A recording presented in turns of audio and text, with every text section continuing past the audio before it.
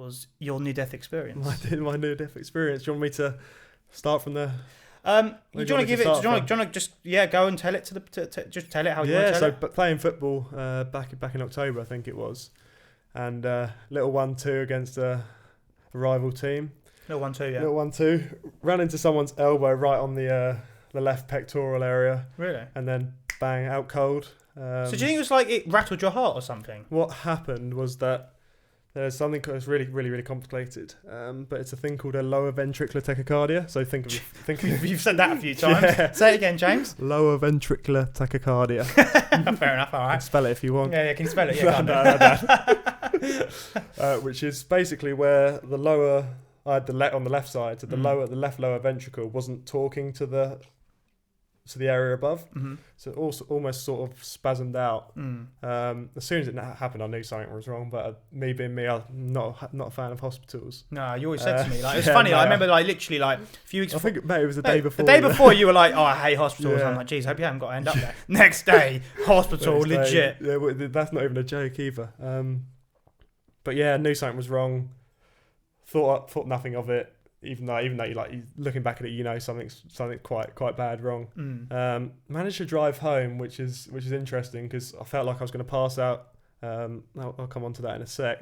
But got home, Mum, James, you're having a panic attack. I'm like, I've never had a panic attack in my life, Mum. Like, please just call the ambulance. You knew it wasn't just a heart attack. Yeah. So what were you feeling? Were you feeling like stuff in your arms or like your head, your chest, mate? Imagine your chest, like your heart feeling it's out here. Really? It's not a nice experience. But then you go lightheaded and that. So I went to got blue lighted into a local hospital.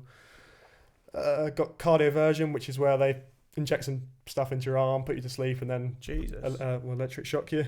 You actually got defibbed? Yeah, well, it's not a defib. It's the same concept though. Basically, what they do is stop your heart for like a split second, get it going at. Is it nitroglycerine they put inside it? I don't know what it was, but it was a nice feeling. Was it actually nice? Those right off. Get me some of that. So yeah, I should have. Mate. Just do it before the podcast. Problem was with mine was they was looking at all my readings on the monitor, and I could see it, and I knew they were worried. I was running an average heart rate or BPM of 281. Mate, you're 281. You actually saying that is a joke. Yeah, which is where that's like 28. Just confirm.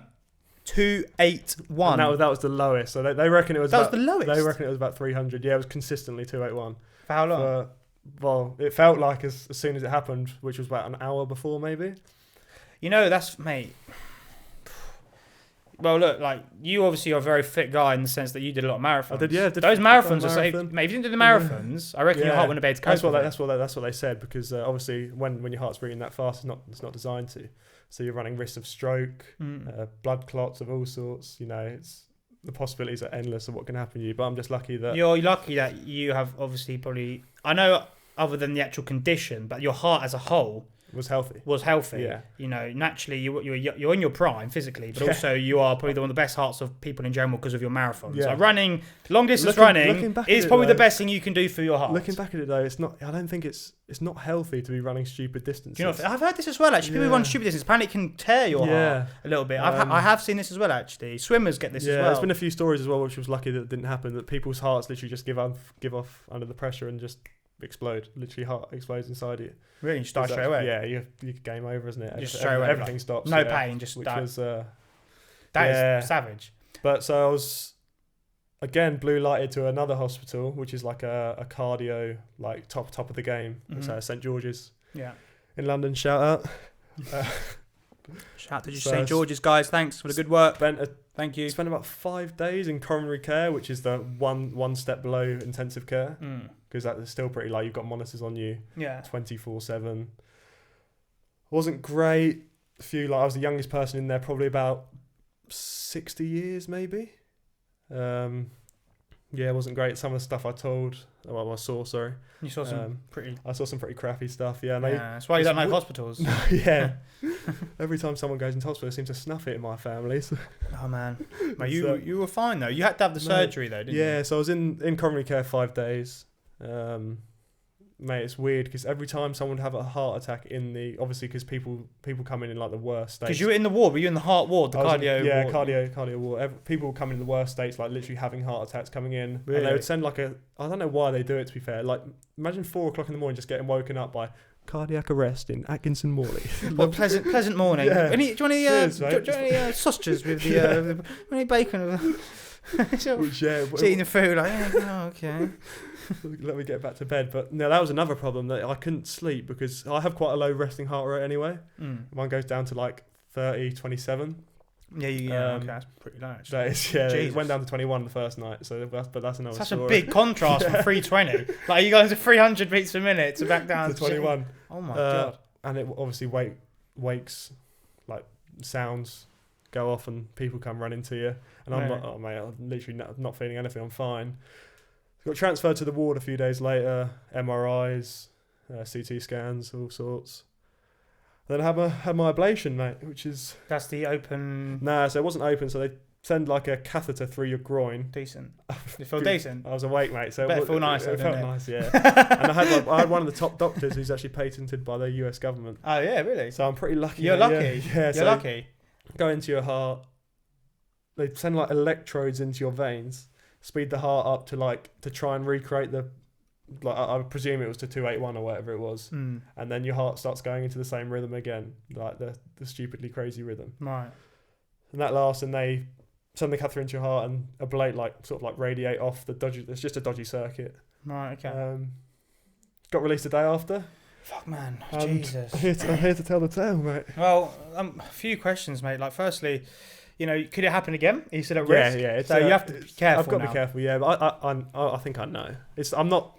I'm not 100%, but I'm close to getting back to 100%. I still get the odd like ache and pain. Oh, you do, yeah. Is that related to it? Is it? Yeah. I can feel it. But so jiu-jitsu, you got to be careful of. Do you reckon? Mate, even earlier when I was getting choked, I went I was feeling like I don't know. I get this weird thing in my head where I can feel like it filled my heart beating. Like, you will get look. That's kind of normal though. I feel that myself, mate. You will get lots of dodgy things, but ultimately, I know lots of people who actually do jiu-jitsu with heart problems, and honestly, mate, you still need to work your heart. You need to keep your heart fit, regardless. I'm back running, and Look, mate, it's overall the benefits of jiu-jitsu definitely outweigh the cons. But anyway, mate, I'm running the risk, mate. That's life, man. You can't go through life in fear, I'm afraid. Yeah. And as much as this whole corona thing, I think it's the same. It's like you can't literally be so terrified you can't act by it. But I'm not gonna, and I'm not saying fear is everything with this corona, but you can't live your life in fear. I'm just gonna put it like that. Yeah, you can't. It sounds so cliche, but it has changed me for the better. And this is what I was going to bring on to actually. I was going to talk to you about this. So, like as we were saying before, we almost do need a degree of suffering in life. I'm great. And you've grown from this. I'm grateful for it. I'm grateful that I obviously recovered. But it's changed me. I was actually listening to Alan Watts in the surgery. That's mad, isn't it? Yeah. That just shows you. So you were ready for the afterlife. Yeah. You were getting ready for the transcendent. You were like, what? If I die, it's all good, man. I'm gonna be with my Jesus and chin of the Buddha. I felt like I've been as low as in maybe a week in. I felt like I've been as low as I can go. I don't think anything will. I was ready to just come on, just do something. I don't care if I come out or. You kind of almost accepted. Yeah. Accept once you, and that's a funny thing, man. Like once you've looked at death in the face, I haven't looked at death in the face. I'd say I've been some low. I'm not going to go into details about me personally, but I've been some low places, man. Like psychologically, And when you go to these low places, whatever it costs, whatever way you access these places, people go there through bad trips. People go there through near-death experiences. People go there through mental health. Whatever. You get there, you have that dark night of the soul, as they say. It's like a known thing, the dark night of the soul. That is the low point of your soul. Yeah. But that ultimately is where you can grow so high from, man. As they say, I always say this quote, my favourite quote, for a tree's branches to reach to heaven, its roots must descend down into hell. Yeah. And that's it, man. The lower you go, the higher you can go. And I knew you'd come up back like the Phoenix, man. Yeah, mate. You've definitely changed. Like, you've become much more I think driven and up. You're ready to go forward into the next stage of your life. I mean, death's a weird one, isn't it? It's But you fear death now, though, because I feel like I'm weird. Like, I don't feel I particularly fear death as much as I used to. Weirdly, I don't know if it was a sudden change for me or like a general realization. The only thing I would fear for was probably for my family. Yes, of course. Yeah, but I honestly Mate, I think I obviously want to live, but if the worst was to happen, mate, I feel like once you kind of don't fear death, your life changes. Yeah. I feel like once you don't obviously respect your life. I'm not saying you don't respect your I'm not life, going out to. but once you aren't caused by crippling fear of death, you can do anything, man. Yeah. I think that leads you to almost have a superpower. Probably the main positive coming out of the story. Yeah, definitely, man, definitely. Well, look, James, it's quite a deep story. I reckon we can leave it on that. It's good. It's good to speak to. I think it's the first time I've ever properly spoken about it. Yeah. Well, I think it's a great place to do it because obviously I think people listening are very interested in having a real story like that, and it just shows you guys whenever you're going through a tough time in life, is almost don't just see it as pain. See it as, yes, it hurts, but ultimately this is a investment into your future. I know it sounds like a weird way of looking at it, but whenever you're going through pain, look at it as like, this is only going to make me stronger. And these perspectives, I think, are so important to have, rather than just blaming the world and be like, why is my life so hard? This is so shit. Why is this happening? Oh, it's your fault. It's your fault. No, it's look. Ultimately, it doesn't matter who's doing it. It's happening to you. Like, accept it. It's happening. It's happening. Like, don't blame it on anybody else. It's like, the only person who can do anything about it is you. Look at it, accept it, try and deal with it psychologically. Once you overcome it psychologically, you've done the first step. Have you ever been checked, like, cardio-wise? Have you ever had your heart checked or anything? I've obviously had tests. I don't know if I had that many heart tests. I do need to get one. I've literally recommended it to everyone. Really? You feel like I felt as fit as a fiddle. But you just had it. And then I do get sometimes a heart, you feel like your heart skips a beat, or you get I get that. Yeah. I think everyone gets that. Yeah. It's kind of not like a heart palpitation. That's a weird thing. I didn't really have any warning either. My heart, now I'm conscious sometimes I wake up in the morning, obviously my heart's been slow, I can just feel it still popping off. Yeah. But yeah, I'd recommend it to everyone. Mate, it's a pretty important organ. Yeah. It's the base. It's probably the base. It's like that in the brain. Pretty important. I actually think after you talking to you today, I'll probably get my heart checked. Actually. Yeah, it's worth it. So they can do a full checkup. They can check for what you had the tachycardia. The tachycardia. They can check for that. I think they check for everything. They get your graphs, your ECGs or whatever. It's definitely worth it, man. Like, you reckon? Cardiac risk in the young is for the young. Because when you're young, you just kind of think I'm alright. I'm young. Yeah. There's no chance.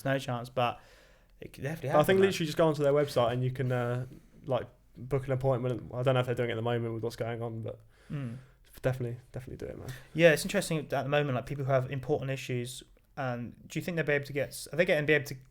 People got other non-COVID issues. Issues aren't stopping, are they? That's what everything thinks COVID's taking over. Yeah, but it's how can it? It's like people still got cancers, heart failures. Yeah. They need treatment. There is definitely, this is the thing with the COVID thing. If I'm going back to COVID again, we have to make sure we're balancing our general lifestyles and culture and sustainability of us functioning with the COVID. If it becomes the only focus, you're gonna forget about the other things which actually really matter. Yeah. It is sad, man. There's a lot of sad parts to it, which I really like. My grandma, for example. I was lucky. She passed away recently, actually, if I'm being honest. And she was in a care home for the last, because she had dementia, and the last periods of she wasn't in the home for too long. I think she was in the home for about 3 months. We got lucky where naturally, obviously, with care homes, COVID is obviously a big deal. So a lot of people can't see their you were there for their loved ones before they pass, which is very unfortunate at the moment. We couldn't for a while, but then they kind of had a system where when it was close, then they knew it was close. They kind of allowed you to go in for a back door, just into the room. Do you know what I mean? As you would expect, it's kind of barbaric. You can't allow you to see your loved one. They're begging to see you. They actually, and she was funny because my grandma, she was obviously, she had dementia, so she could barely know who's who. Mate, she thought Henry, my dog, was George. She thought it was me. Yeah, so she was like, but then on the day before she passed, she was like, I want to see George and Ellie. She actually knew George and Ellie. She had a moment of lucidity, which is kind of mad to think, isn't it? You're on your last day, and then almost boom, your body's preparing to shut down, but you get that last burst of serotonin. You get that, I don't know, your neurotransmitters go on overdrive. Right, all the energy has got to be for the last final push through to this whatever the transcendent. We she needs to see her loved ones, and so me and my sister went. I'm glad, got to say goodbye to her. Good to hear. Which is I was really happy of.